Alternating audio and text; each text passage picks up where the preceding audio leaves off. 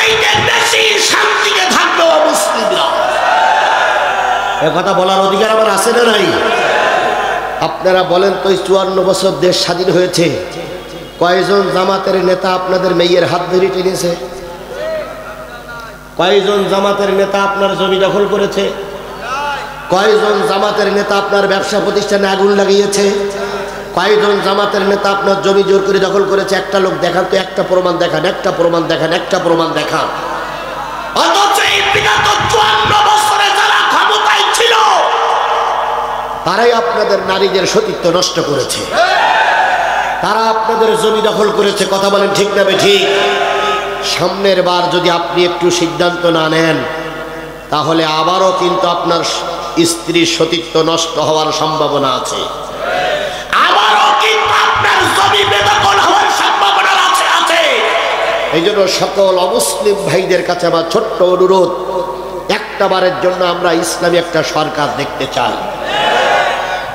Awami League, BNP, জামাত ইসলামের, Awami League, BNP, জাতীয় পার্টির ভাইদের কাছে আমার ছোট্ট একটা অনুরোধ, 54 বছর তো আপনারাই দেশ চালালেন, আমরা তো ধারে কাছেও যাইনি। একবার দুটো মন্ত্রী হয়েছিল, তা সে মন্ত্রীর একবার এখানে একবার ওখানে করতে থেকে ভালো কাজ যা করেছিল খুব বেশি করতে পারিনি।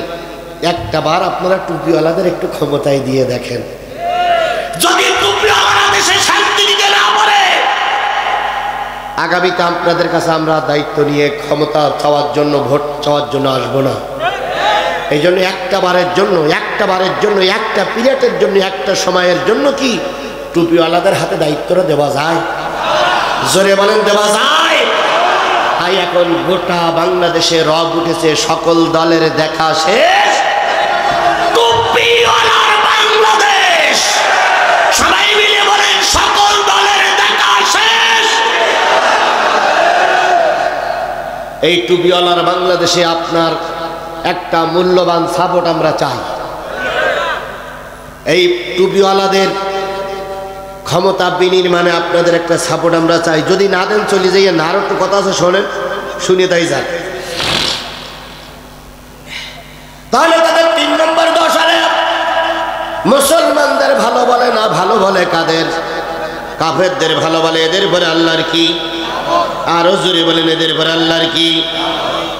আল্লাহ রাব্বুল আলামিন বলতেছে এই তিনটে দোষ যাদের বলা হলো, উলাইকাল্লাযীনা লাআনুহুমুল্লাহ, আমি আল্লাহ বললাম এই তিনটে দোষ যাদের ভিতরে আছে ওদের পরে আল্লাহর লানত। আলেমেরা আছেন না?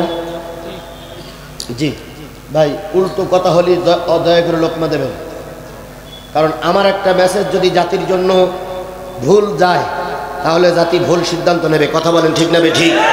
এই জন্য আমি বক্তা হয়েছি বলি একেবারে অনেক কিছু হয়ে জানি। আমার অর্থের দিক দিয়ে যদি কোনো ভুল মেসেজ আমি বলি, দয়া করে ভাই লোকমা দিবেন। আল্লাহ রাব্বুল আলামিন বলতে এই তিনটে দোষ যাদের ভিতরে আছে তাদের পরে আল্লাহর কি?